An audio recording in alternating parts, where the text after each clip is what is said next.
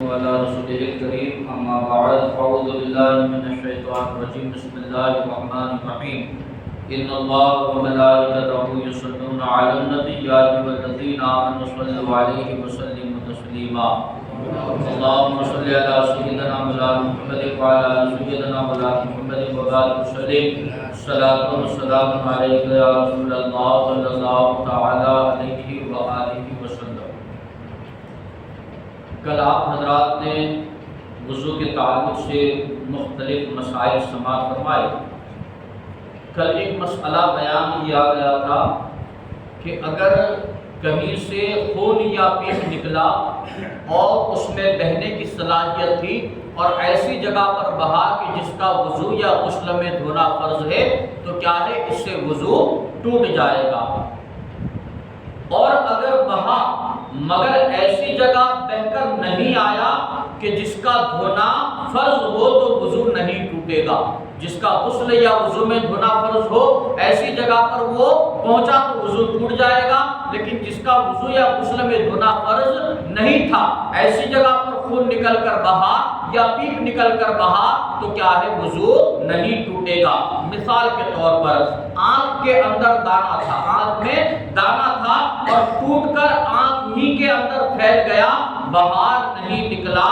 یا کان کے اندر دانا ٹوٹا اور اس کا پانی سوراخ سے باہر نہ نکلا تو ان صورتوں میں وضو باقی رہے گا، کیونکہ کان کے اندرونی حصے کا اور آنکھ کے اندرونی حصے کا کیا ہے، نہ وضو میں دھونا فرض ہے نہ غسل میں دھونا فرض ہے۔ تو اگر کیا ہے، اندر کوئی دانا ٹوٹا اور اندر ہی اندر کیا ہے وہ پھیلا، باہر نہیں آیا، چاہے وہ آنکھ میں ہو چاہے وہ کان میں ہو، تو اس صورت میں نہ وضو ٹوٹے گا نہ کیا ہے آپ کا غسل ٹوٹے گا۔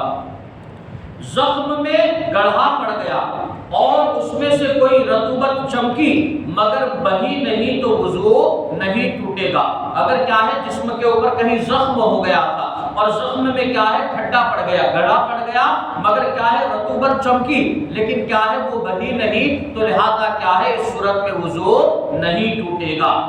زخم سے خون وغیرہ نکلتا رہا اور یہ بار بار پوچھتا رہا کہ بہنے کی نوبت نہ آئی تو غور کرے کہ اگر نہ پوچھتا تو بہ جاتا یا نہیں، اگر بہ جاتا تو وضو ٹوٹ گیا ورنہ نہیں۔ یوں ہی اگر مٹی یا راکھ ڈال ڈال کر سکھاتا رہا تو اس کا بھی یہی حکم ہے۔ اگر کسی جگہ پر کیا ہے زخم ہو گیا تھا، اب وہاں سے خون نکلنا شروع ہوا تو ہم نے کیا ہے رومال لیا اور رومال سے کیا ہے بار بار اسے صاف کرتے رہے، بار بار اسے صاف کرتے رہے، یا مٹی بار بار ہم ڈالتے رہے۔ اب وہ غور کرے کہ اگر میں اسے رومال سے نہ پوچھتا یا اس کے اوپر میں مٹی نہ ڈالتا تو یقیناً یہ بہہ جاتا، یقیناً کیا ہے یہ بہہ جاتا، تو لہذا اگر یقین آ جائے کہ یقیناً یہ بہہ جاتا تو آپ کا وضو ٹوٹ جائے گا۔ لیکن بار بار پوچھتا رہا، اب کیا ہے یقین ہو جانا چاہیے کہ اگر میں نہ بھی پوچھتا تو کیا ہے یہ بہتا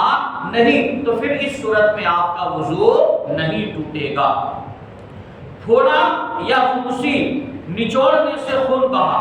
اگرچہ ایسا ہو کہ نہ نچوڑتا تو نہ بہتا جب بھی وضو جاتا رہا۔ پھوڑا یا پھنسی کیا ہے، نچوڑی، اب نچوڑنے کی وجہ سے کیا ہے خون بہا، اب کیا ہے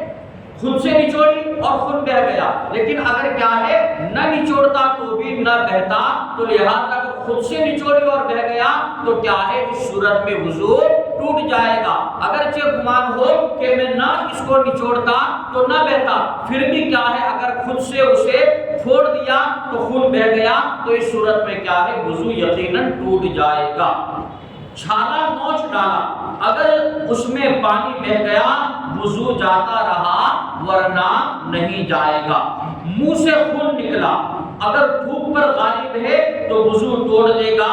ورنہ نہیں۔ کیا ہے منہ سے عموماً کیا ہے کبھی کبھار خون نکلنے لگتا ہے، تو اگر منہ سے خون نکلا تو اگر تھوک کے اوپر غالب ہے تو وضو ٹوٹ جائے گا، اور اگر تھوک غالب ہے اور خون کم ہے تو کیا ہے وضو نہیں ٹوٹے گا۔ اب غلبے کی شناخت کیسے ہوگی، اس کی پہچان کیسے ہوگی، تو غلبے کی شناخت یوں کرے، یعنی اس کی پہچان یہ ہوگی کہ تھوک کا رنگ اگر سرخ ہو جائے تو خون غالب سمجھا جائے، اور اگر زرد ہو جائے تو پھر کیا ہے تھوک کو غالب سمجھا جائے۔ اگر کیا ہے منہ کے اندر خون نکلا اور ہم نے کیا ہے اسے باہر نکالا تو اگر وہ لال رنگ کا تھا تو اس کا مطلب کیا ہے کہ تھوک کم تھا اور خون زیادہ تھا، تو اس صورت میں کیا ہے وضو ٹوٹ جائے گا۔ لیکن اگر خون کم تھا اور کیا ہے زردی زیادہ تھی یعنی پیلا پن زیادہ تھا تو اس کا مطلب کیا ہے خون کم ہے پیلا پن زیادہ ہے لہذا تھوک غالب ہے، تو اس صورت میں کیا ہے وضو نہیں ٹوٹے گا۔ اب اگلے مسائل انشاءاللہ کل بیان کیے جائیں گے۔